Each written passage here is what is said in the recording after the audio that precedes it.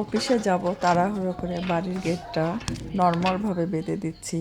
তারা দিচ্ছি না, কারণ আমার বাবা একাই সারাদিন বাড়িতে থাকে। এই মুহূর্তে আমার বাবা বাসায় নেই। আমার বাবা সকালে ব্যায়াম করতে গেছে, এখনও আসে নাই। হয়তো তার বন্ধুদের সঙ্গে আড্ডা দিচ্ছে, চা খাচ্ছে। তো বাবাকে ফোন দিয়েছি যে অফিসে যাচ্ছি। বাবা বলল যে নর্মালভাবে বেঁধে দাও, আমি আসতেছি। তো আমার বাড়িতে যে কয়েকজন সদস্য আমরা চাকরি করি তারা সবাই চলে গেছে এবং বাচ্চা স্কুলে গেছে। আমি সবার পেছনে পড়ে গেছি, আজকে একটু লেট হয়ে যাচ্ছে। তো যাই হোক, আমি কোনো রকম করে গেটটা বেঁধে দিলাম। মানে তাড়াহুড়ার কাজ আসলেই সহজে আর কি হয় না, কোনো রকম করে বেঁধে দিলাম। তো এই যে আমি অফিসের থেকে রওনা দিলাম, সবাই দোয়া করবেন।